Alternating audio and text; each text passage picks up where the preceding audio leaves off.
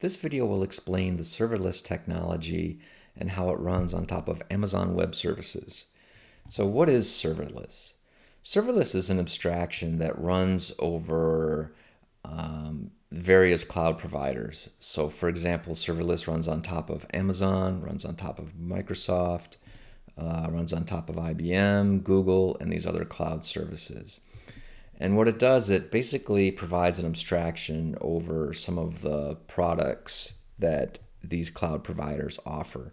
So in the case of Amazon Web Services, services will abstract the API gateway, Lambda, S3, IoT, SNS, and a few other products. So the idea is you don't really have to log into the console to manage your Amazon products, your cloud products. You can do all of this in code, and serverless provides an abstraction around these things. So to get started using serverless, you first install it, npm install serverless, and then you create your template, serverless create template. And after you do that, you will have a handler file and a serverless.yaml file. So these two files together really define your serverless API. So let's look into the YAML file. The YAML file looks like this. So in this case, I have a car API and a users API. And it's really easy to create these APIs using serverless, and it's really easy to deploy these things. So the old days of the big monolithic API is kind of gone. You can just create these separate APIs and just launch them whenever you want. So in this case, there's a car API and there's a users API. And the car API has this YAML file. So the API looks like this. We have the name of it is this car API. We're using AWS. We run the node runtime.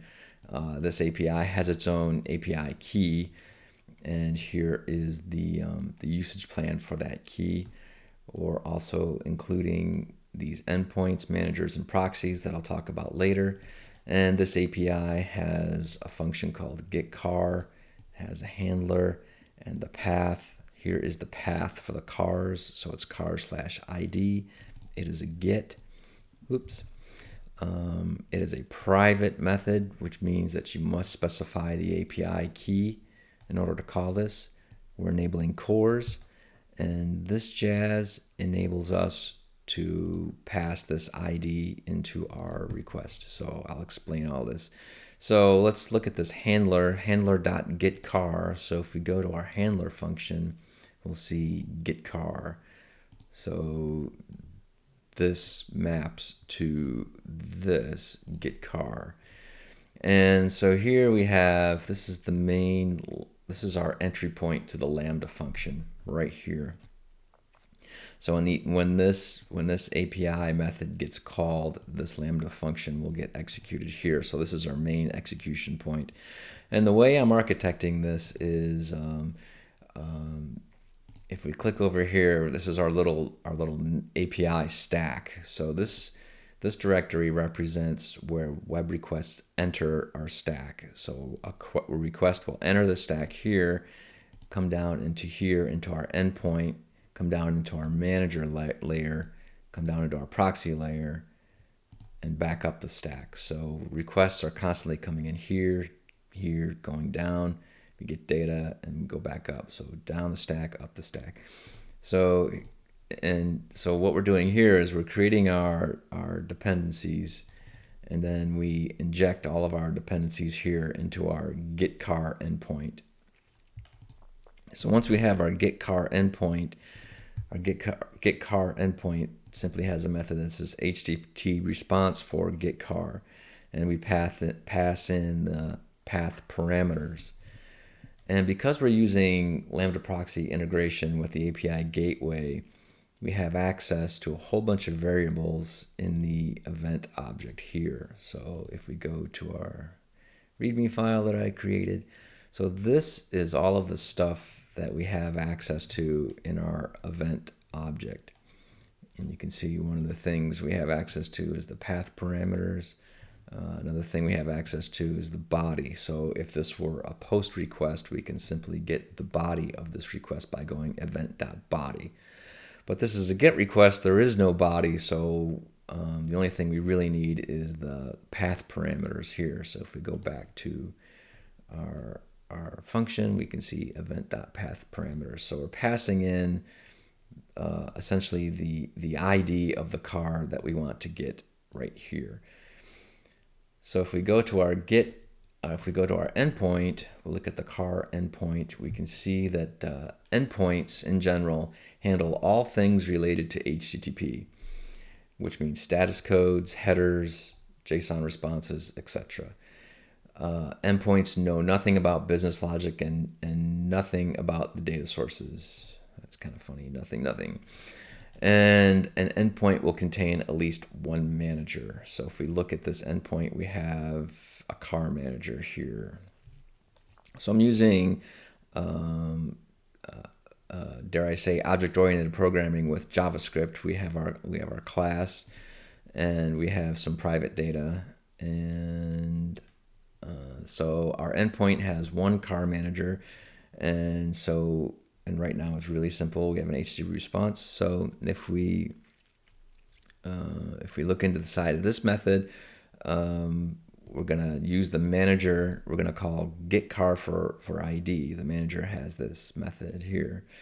So let's execute this. So we dip down into the manager, and the managers contains the business logic to manage cars. They know nothing about HTTP and the specifics of getting data. They contain one-to-many proxies, and a manager may contain other managers. So so here we are, getCar. We're using the Aurora proxy to get the data for the car. So if we dip down into here, our Aurora proxy, and our Aurora proxy handles getting data for a specific data source. The proxy knows nothing about HTTP and the business logic. Proxies do not know about other proxies. So proxies are really dumb. All they do is they know how to get data, and they do it well. So in this example, so this is not done. So this is still a work in progress. So if this were done, this would actually make a call to the database and return this data here. So that's what the architecture of my API looks like. So if we want to deploy this API, it's really simple. All we have to do is execute SLS. SLS is an alias for serverless. So serverless deploy and the staging that we want. So I'm going to do this in real time. So let's execute that. And what's happening is it's converting this YAML file that you saw earlier, and it's converting that into a CloudFormation template, and it's uploading that CloudFormation template to S3, and S3 is processing this CloudFormation template and creating all of the resources necessary to support our API. And it does this rather fast. Right now, this is just one endpoint, and we're done. So since we're using an API key, here's our API key, and here is the endpoint that it created, and that serverless created. And as you can see, this is a rather ugly sort of endpoint. It's not very friendly. It's not very easy on the eyes. There's a dev in here that we don't want. So to make these endpoints a little bit more user-friendly, I went into the Amazon API gateway and created a custom domain name. So we're in the dev environment for the car API. So I wanted my URL to look like this, serverless-cars.-dev. I created this endpoint using this mapping.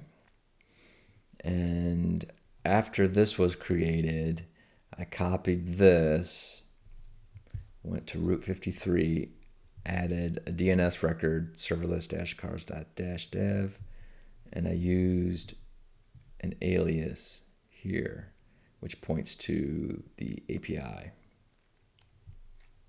So after that was done, which takes a few minutes, I was able to create the endpoint in paw. So in paw, here's my dev. I'm in the dev environment here. Here's my API. So I'm just going to execute this, and this is what we get back. So I'm telling the API I want cars. I want the car with an ID of 123, and the API returns this. We get the ID, we get the make, Scion, model, FRS, color, and miles.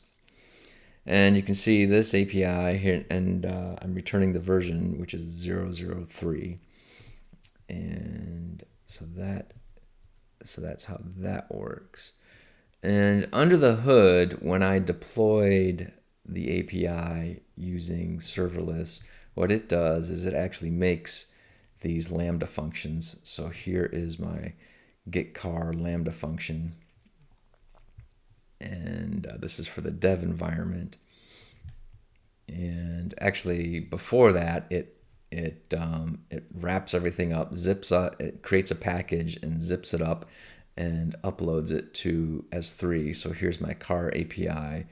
So and serverless just stores the last 5 zip files. So if you really wanted to, you can go into here and download all of the artifacts that serverless created. And so that's part of the serverless deployment process. And if we look into here, so here is our dev API that serverless created. And since we're using cores, it creates this options request here.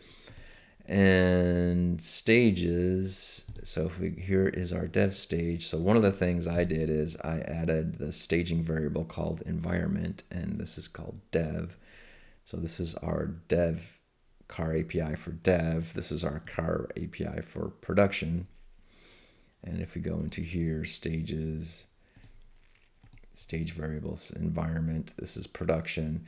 So passing these stage variables, you can pass these stage variables will get passed into your Lambda function, and they are accessed through this variable right here. So if we go event.stageVariables and .env, we will get the value of prod or dev in the case of the dev environment.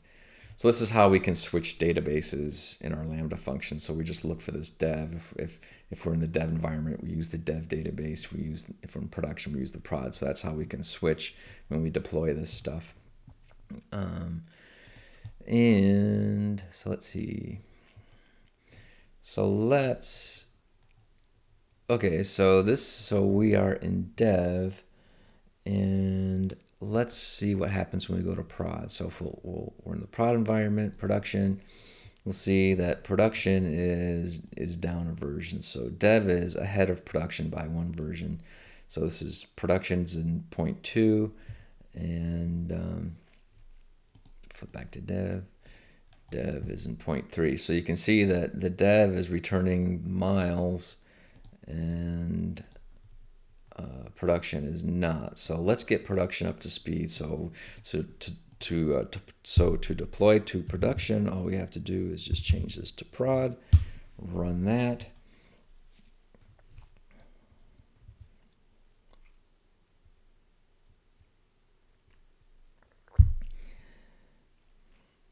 And I'm not going to pause the video because I want you to see how long this actually takes in real time.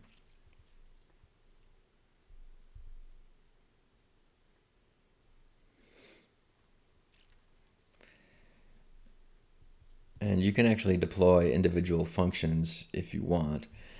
And okay, so we're done. So this is the ugly endpoint. And so let's call this again. So this will change to 0.3, and now we're getting our miles, and that's it. That's how you deploy it to production. So serverless is really pretty cool.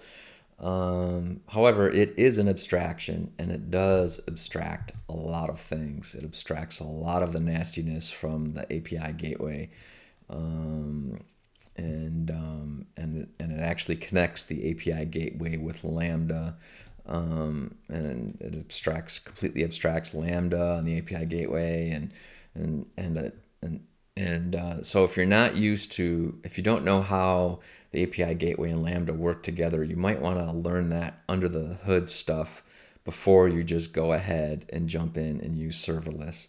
Otherwise, you're going to get kind of lost. So I don't recommend, if you're new to serverless, I don't recommend using it right away. I recommend learning the API gateway and learning Lambda, learning how these things work, and then jump into serverless and then learn how to use serverless. And I think you'll really love it because I absolutely love it.